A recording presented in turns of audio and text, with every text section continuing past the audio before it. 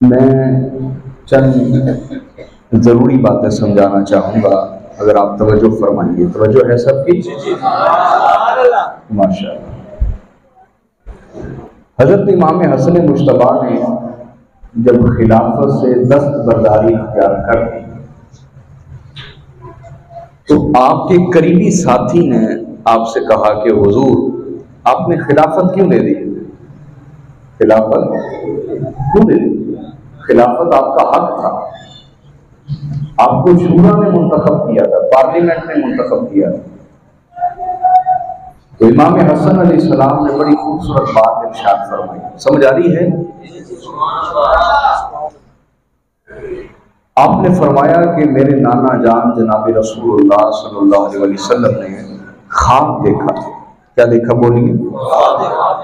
ख्वाब ये देखा कि मेरे मिंबर पर बंदर नाच रहे हैं। क्या ख्वाब देखा? मेरे मिंबर पर बंदर नाच रहे हैं। मेरे मिंबर पर बंदर नाच रहे हैं। तो हुजूर अलैहिस्सलाम जब बेदार हुए तो बहुत तकलीफ महसूस किया आपने, और बाद रिवायतों में आता है कि उस ख्वाब के बाद वफात तक हुजूर को कभी मुस्कुराते हुए नहीं देखा गया। उस ख्वाब के बाद वफात तक कभी सरकार को मुस्कुराते हुए, कि आपको ये दिखाया गया कि आपके मिंबर पर बंदर नाच रहे हैं। अब जब ये आपने देखा तो इमाम हसन अलैहिस्सलाम फरमाते हैं कि अल्लाह रब्बुल इज़्ज़त ने अपने हबीब पर 2 सूरतें नाजिल फरमाई। कितनी बोली? पहली सूरत सूरह कौसर, सूरह कौसर, और दूसरी सूरत सूरतुल क़द्र, ये 2 सूरतें अल्लाह पाक ने तब नाजिल फरमाई। इमाम फखरुद्दीन राज़ी ने भी तफसीर कबीर में ये तफसीर बयान की है जो मैं बयान करूंगा। अल्लाह पाक ने फरमाया इन्ना अअतैनाकल कौसर, बेशक हमने आपको कौसर अता फरमा दिया। हमने आपको बोलिए कौसर अता फरमा दिया। बाज़ तफसीर के मुताबिक कौसर से मुराद जन्नत में एक हौज है या नहर है जिसको नहर कौसर कहा जाता है, या हौज है जिसको हौज कौसर कहा जाता है। ये तफसीर भी बरहक है, अपनी जगह दुरुस्त है। आवाज जरा साफ हो जाए ना।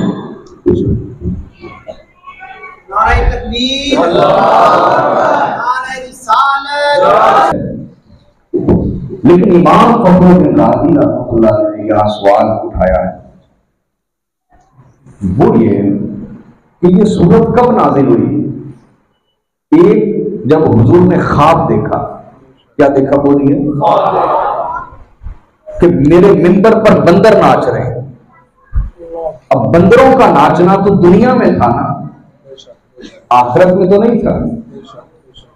तो अगर इसका महज जवाब ये होता कि हम आपको आखिरत में नहरे कौसर अता करेंगे या हौज़े कौसर अता करेंगे, तो तसल्ली तो सरकार को दुनिया के लिए चाहिए थी, क्योंकि मिंबरों के साथ बुरा हाल तो दुनिया में होना था, आखिरत में तो नहीं ना। तो सरकार को जो तसल्ली चाहिए थी वो तो दुनिया में चाहिए थी ना, कि मेरे मिंबर का क्या बनेगा, क्या मिंबर का क्या बनेगा, क्या होगा मेरे मिंबर का। तसल्ली तो दुनिया के लिए चाहिए, और अगर तसल्ली सिर्फ आखिरत के लिए हो कि हौज़े कौसर आखिरत में मिलेगा, तो इमाम फखरुद्दीन राज़ी ने फरमाया कि फिर जोर और मुनासबत नहीं समझ आती। कोई जोर, कोई मुनासबत, कोई निस्बत समझ नहीं आती। दूसरी जो वजह है, जो शान नज़ूल है, शान नज़ूल कहते हैं आयत या सूरत के नाजिल होने की वजह, सबब, वो ये है कि आका अलैहिस्सलाम के जब साहिबजादे इंतकाल कर गए हज़रत इब्राहीम, तो हुजूर अलैहिस्सलाम को ताना मारा आस बिन वाइल ने। उसने कहा अस्बहता अब्तर माज़ल्लाह, ए मोहम्मद आप अब्तर हो गए, आपकी नस्ल कट गई है। और चूंकि उनमें मशहूर था जिसकी जितनी औलाद होती, जितनी नस्ल होती, जितने बेटे होते, उसका नाम उतना जिंदा रहता, उसका पैगाम उतना जिंदा रहता, उसका तरीका उतना जिंदा रहता। उनमें यही मशहूर था ना, समझ रहे बात? तो माज़अल्लाह उसने कहा कि आपकी नस्ल कट गई, आपका जिक्र भी खत्म हो जाएगा, आपका मकसद भी खत्म हो जाएगा, खत्म हो जाएगा, कोई आपका नाम लेने वाला नहीं होगा। तो हुजूर को बहुत तकलीफ हुई। उस पर यह सूरत कौसर अल्लाह पाक ने नाज़िल फरमाई। अब तसल्ली तो दुनिया के लिए चाहिए थी ना कि मेरी नस्ल का मुझे ताना मारा गया, नस्ल कटने का मुझे ताना मारा गया। तसल्ली दुनिया के लिए चाहिए थी। अगर सिर्फ आखिरत के लिए तसल्ली दे दी जाती कि आपको नहरे कौसर या हौज़े कौसर मिलेगी, तो दुनिया में सरकार के लिए क्या चीज तसल्ली बनती? मेरी बात समझ आ रही है नहीं आ रही? बोलिए ना। तो इमाम फखरुद्दीन राजी ने फरमाया कि यहां जो अल्लाह पाक तसल्ली दे रहे हैं इस बशारत के जरिए से, इन्ना अअतैनाकल कौसर, कि हमने आपको कौसर अता फरमा दिया। कौसर कसरत का मुबादला, इंतहा की कसरत दे दी आपको। तो इमाम फखरुद्दीन राजी फरमाते हैं कि ये तसल्ली आखिरत के लिए तो है ही, दुनिया के लिए भी तसल्ली है। क्या बोलिए? दुनिया के लिए भी तसल्ली है। मेरे आका को दुनिया में भी तसल्ली दी गई है। कैसे? दुनिया में कैसे तसल्ली दी गई? इमाम फखरुद्दीन राजी फरमाते हैं, देखो दो वजूहात बनी ना। पहली वजह आपको ताना मारा गया कि माज़अल्लाह आपकी नस्ल कट गई है, माज़अल्लाह आपकी बोलिए, अब आपका नाम लेने वाला कोई नहीं होगा, जिक्र करने वाला कोई नहीं होगा, आपके मकसद को लेकर आगे चलने वाला कोई नहीं होगा। उन्होंने सदियों से यही देखा था कि जिसकी औलाद होती उसका नाम जिंदा रहता, उसका मकसद जिंदा रहता। तो इस सूरत के नज़ूल का पहला सबब नस्ल के कट जाने का ताना है। दूसरा, इस सूरत के नज़ूल का सबब हुजूर अलैहिस्सलाम का वो ख्वाब है जो आपने देखा कि मेरे मिंबर पर बंदर नाच रहे हैं। तो तसल्ली दुनिया में भी चाहिए थी। तो अल्लाह पाक ने अल कौसर फरमाकर तसल्ली बात एक फरमाई, इन्ना अअतैनाकल, बड़ी खास बात समझा रहा हूं, मुझे तवज्जो चाहिए आपकी। बात एक फरमाई कि हमने आपको कौसर अता फरमा दिया, हमने आपको बोली कौसर। बात एक फरमाई लेकिन तसल्ली दोनों जगह दी। तसल्ली वो जो पहला ताना था कि आपकी नस्ल कट गई, माज़अल्लाह आपकी नस्ल, तो अल्लाह ने फरमाया इन्ना अअतैनाकल कौसर, मेरे हबीब परेशान मत हो, हज़ीन मत हो, दुखी मत हो, हम आपको ऐसी आल अता फरमाएंगे जो साहिब कमाल हो। बेटों के जरिए से नस्ल नहीं चला सकते, बेटों के जरिए से नस्ल, वरना खत्म नबूवत नहीं रह सकती। आका अलैहिस्सलाम ने हजरत इब्राहीम के बारे में फरमाया, लौ काना हय्यन लकाना सिद्दीकन नबिय्या, फरमाया बेटों के जरिए नस्ल नहीं चला सकते, वरना खत्म नबूवत नहीं रह सकती। खत्म नबूवत बोलिए। लेकिन मेरे हबीब परेशान मत हो, दुखी मत हो, हम औलाद नहीं तो आपको ऐसी आल अता फरमाएंगे जो साहिब कमाल हो। दुनिया उनमें से जिस जिस को देखेगी उन्हें कमाल ही कमाल नजर आएगा।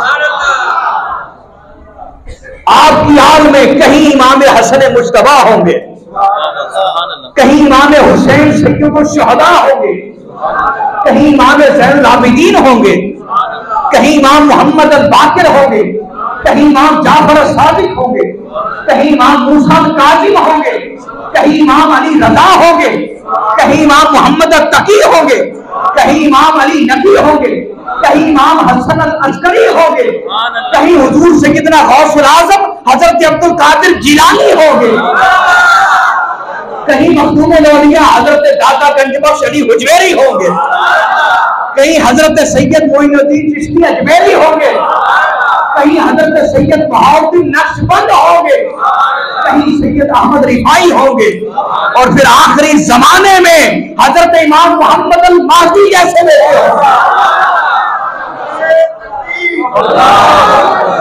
हो गई कि नस्ल नहीं कटेगी। नस्ल बोलिए, जिन्होंने ताना मारा है उनकी नस्ल कट जाएगी। इन्ना शानी आका हुआ अब, जिन्होंने ताना मारा उनकी नस्ल कटेगी। जो आपसे दुश्मनी करेगा या आपकी औलाद से दुश्मनी करेगा उसकी नस्ल कट जाएगी, नस्लें फना कर देगा अल्लाह। क्या बोलिए? नस्लें फना कर देगा उनकी। जो आपसे या आपके घराने से दुश्मनी मोल लेगा उनकी नस्लें फना हो जाएंगी। एक तसल्ली हो गई कि नस्ल तो नहीं कटेगी, नस्ल बोलिए। अब दूसरी तसल्ली भी चाहिए थी, मेरे मिंबर का क्या होगा? मेरे मिंबर का क्या होगा?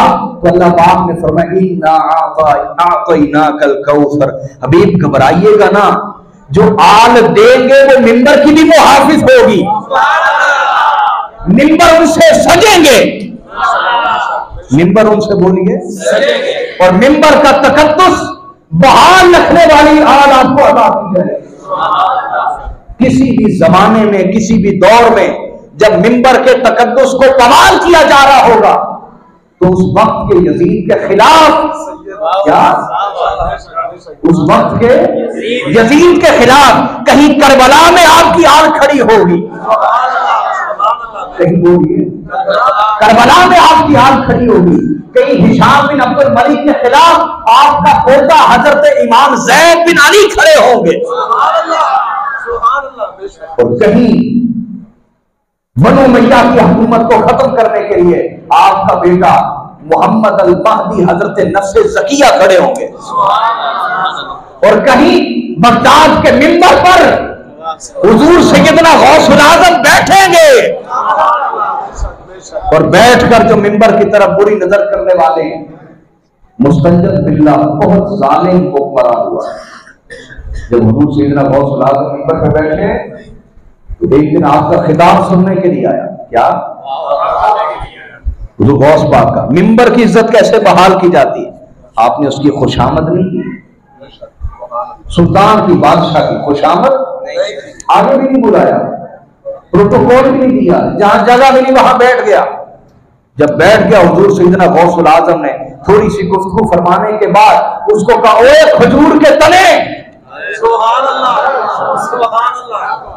सुल्तान को, बादशाह को कह रहे हुजूर गौस पाक, ओ खजूर के तने सीधा हो जा वरना हम तुझे काट डालेंगे। तू मशाइख और उलमा की इज्जत नहीं करता, हम तुझे काट डालेंगे। इस तरह इज्जत बहाल की, हजरत दातागंज बख्श ने इज्जत बहाल की। और फिर मिंबर की इज्जत इमाम बुखारी ने हदीस को बयान किया, मेरे आका ने फरमाया कैफ़ कुन्तु इज़ा नज़ला ईसा इब्न मरियम, आका ने फरमाया उस वक्त तुम्हारी क्या शान होगी, क्या उस वक्त तुम्हारी कैसी शान होगी जब ईसा इब्न मरियम उतरेंगे जमीन पर। ईसा इब्न मरियम बोलिए अलैहिस्सलाम जमीन पर उतरेंगे, वह इमामुहु मिनकुम, और फरमाया ईसा इब्न मरियम उतर कर मुक्तदी बनेंगे और इमाम मेरा बेटा मोहम्मद अल महदी होगा। तो हबीब परेशान ना होइएगा, हम आपको ऐसी आल देंगे जो आपके मिंबर की हिफाजत करेगी। और याद रखें, मिंबर की हिफाजत या सैयद करता है या सैयदों को मानने वाला आलिम करता है, तीसरा नहीं कोई कर पाता, तीसरा कोई बोलिए नहीं कर पाता। आई बात समझ। दूसरा इमाम हसन ने फरमाया, जब हुजूर ने ये ख्वाब देखा ना कि मेरे मिंबर पर बंदर नाच रहे, तो अल्लाह पाक ने सूरह कदर नाज़िल फरमाया और उसमें इरशाद फरमाया लैलतुल कद्र। मेरी बातें समझ आ रही हैं? कहीं कोई बात समझ ना आए तो आपने हाथ खड़ा करना है, मैं दोबारा दोहराऊंगा। समझ आ रही है अभी तक? इमाम हसन फरमाते हैं दूसरी सूरत अल्लाह ने सूरतुल कद्र नाजिल फरमाई और उसमें इरशाद फरमाया लैलतुल कद्र खैरुम मिन अल्फ शहर। ऐ मेरे हबीब, एक रात लैलतुल कद्र 1000 महीनों से बेहतर है। 1000 महीनों से बोलिए बेहतर है। तो इमाम हसन फरमाते, जानते लैलतुल कद्र से यहां मुराद क्या है? का हुजूर क्या मुराद है? फरमाया लैलतुल कद्र से मुराद अहले बैत की खिलाफत है। अहले बैत की बोलिए, और 1000 महीनों से मुराद बनु उमय्या की हुकूमत है। 1000 महीनों से मुराद बोलिए, पंखा चाहे बंद कर दें, यूपीएस कर रहा है, पंखा चाहे बंद कर। तवज्जो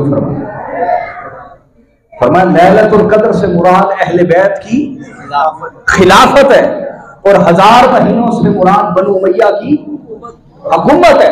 अब इमाम हसन ने ये उस दौर में बात की जब बनु उमय्या की हुकूमत शुरू हो रही थी, लेकिन जब बनु उमय्या की हुकूमत खत्म हुई, लोगों ने हिसाब किताब किया तो दंग रह गए कि बनु उमय्या की कुल हुकूमत 1000 महीने बनती थी।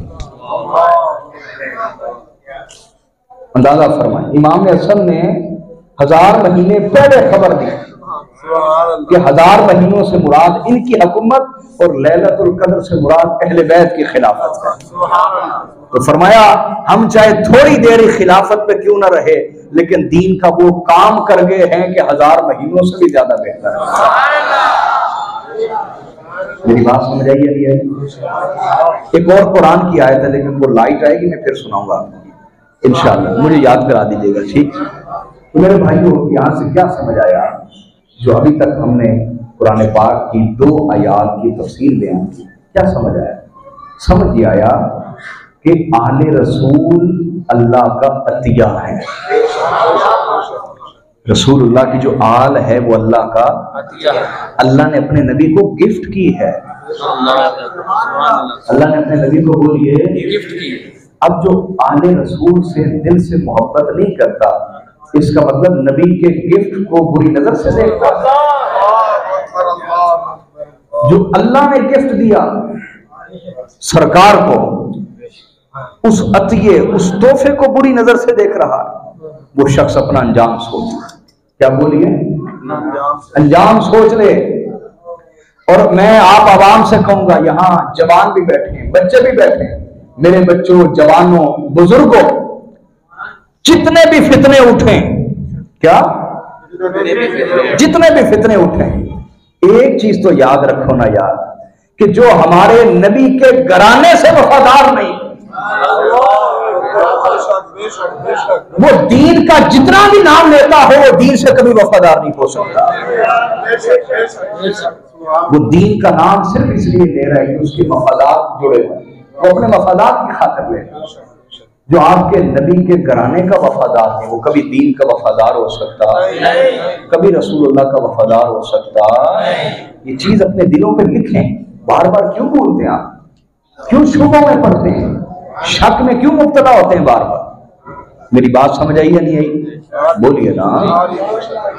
अच्छा, मैं एक जगह जूम में ना, एक जगह मैंने खिताब किया, तो बाज़ अहबाब ने मेरे तक एक एतराज पहुंचाया। क्या? कि ये आके अपनी शान बयान कर जाता है, ये आके अपनी शान बयान कर जाता है। तो मैंने उसके कई जवाबात रिकॉर्ड करवाए, उनमें से 1-2 आपको देता हूँ। वो 10-12 जवाबात मैंने कुरान और हदीस से रिकॉर्ड करवाए, तो शायद वो क्लिप कहीं पे मौजूद होगा यूट्यूब पे। तो बहुत सारे बयानात मैंने रिकॉर्ड करवाए इसके ऊपर। 1-2 जवाबात आपको देता हूँ, देखिए। मैं ये कहूं कि यार सैयद से हसद रखने से बचो, और सैयद की बेअदबी से बचो, क्योंकि उनकी बेअदबी सरकार की बेअदबी है। आप उनकी तरफ मत देखें, आप सरकार की निस्बत की तरफ देखें। बोलिए, सरकार की निस्बत की तरफ देखें। समझ आ रही या नहीं? अब मैं कहूं कि सैयद की तौहीन से बचो, बेअदबी से बचो, उनसे दिल से मोहब्बत करो, क्योंकि उनकी मोहब्बत रसूलुल्लाह की मोहब्बत तक ले जाती है। मैं हदीस पेश करूंगा इंशाअल्लाह, और रसूलुल्लाह की मोहब्बत अल्लाह की मोहब्बत तक ले जाती है। तो मैं इन बातों से कहना ये चाह रहा हूं, भाई आग के घड़े में गिरने से बच जाओ। आग के गड़े में बोलिए गिरने से। अब किबला पीर साहब, एक बंदा, मैं उसको कह रहा हूं आग में मत गिरो, ओके चूंकि आपने कह दिया मैं जरूर गिरूंगा। आपने कह दिया मैं, आप उसे दाना समझेंगे या नादान समझेंगे? नादान आदमी खुद को हलाक कर रहा है। भाई वो कह रहा है कोई और कह देगा ना आग में ना गिरो तो मैं नहीं गिरूंगा, क्योंकि आपने कह दिया मैं जरूर गिरूंगा। क्यों भाई? आपके कहने पे मैं दोजख से जाने से बच गया, आग से बच गया, तो दुनिया कहेगी सैयद ने बचा लिया। दुनिया कहेगी सैयद ने बचा लिया। और ये मैं सुन नहीं सकता कि कोई ये कहे कि सैयद ने बचा लिया। समझ आ रही है नहीं आ रही? जो ये एतराज कर रहा है वो अपने आप को यूं साबित कर रहा है कि मैं इस तरह का आदमी हूं। ओ भाई, सैयद भी अगर अहले बैत की मोहब्बत फैलाए और उनके बुग़्ज़ से बचाए तो उसकी मिसाल ऐसे ही है कि वो आपसे कह रहे हैं कि ये जन्नत का रास्ता, इधर चलो, जिधर तुम जा रहे हो इधर दोज़ख है, आग का गढ़ है, मत जाओ। भाई वो तुम्हें आग से बचाना चाह रहा है और तुम कह रहे हो कि ये मुझे ना बचाए, ये मुझे दोज़ख में जाने से। ऐसा शख्स दाना हो सकता है? बोलिए। अक्लमंद हो सकता है? बोलिए ना, नहीं हो सकता ना। तो भाई कोई भी आपको नुकसान से बचाए, आपको बचना चाहिए कि नहीं? बोलिए। फिर दूसरी बात ये याद रखें कि हमें कोई तो कमी महसूस होती है ना, हमें कोई तो कमी महसूस होती है जिस वजह से हम खुद फज़ाइल अहले बैत बयान करते हैं। कोई कमी महसूस होती होगी ना, इसलिए खुद फज़ाइल अहले बैत बयान करते हैं, इसको जिहाद समझते हैं। लिहाजा आपको हमारे बारे में अच्छा सोचना चाहिए, गलत कि हम एक जिम्मेदारी निभा रहे हैं, हम एक जिहाद कर रहे हैं। बात समझ आई है? दूसरी बात, तीसरी बात ये याद रखें, जो लोग कहते हैं कि ये अपनी शान ही बयान करते रहते हैं, या अपने बाप की मौला अली की शान बयान करते रहते हैं, या इमाम हसन हुसैन की शान बयान करते रहते हैं, तवज्जो है आपकी? मैं किबला की नजर नुक्ता करने लगा, बड़ा खास जवाब है, तवज्जो फरमाएं। भाई आप हमें ये कहते हैं कि अपने बाप की शान बयान करते रहते हैं, अपने घराने की शान बयान करते रहते हैं, ये इतराज करते हैं। मेरी तरफ तवज्जो करो, मैं उनको ये जवाब देता हूं, मेरे प्यारो, तुम हमसे मोहब्बत नहीं भी करते फिर भी हम तुमसे मोहब्बत करते हैं। तवज्जो करो, तवज्जो, मैं खास बात करने जा रहा हूं, खास बात, तवज्जो। तुम हम पर एतराज करते हो, अपने घराने की बात क्यों करते हैं? तो मैं उसका जवाब ये दूंगा कि नादान जिसको हक घर से मिले,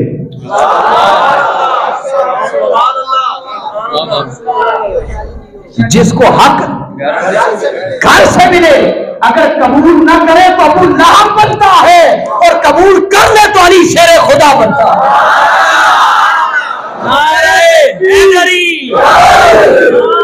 कबूल ना करे तो अबू लहब बनता है, कबूल कर ले तो अली शेर खुदा बन जाता है। तो हमें हक घर से मिलता है, हमें किसी और दर पे जाके भीख मांगने की क्या जरूरत है? मेरी बात समझ आई कि नहीं? बोलिए ना। अल्लाह सलामत रखे आपको। आइए इमाम हसन का थोड़ा सा जिक्र करते हैं।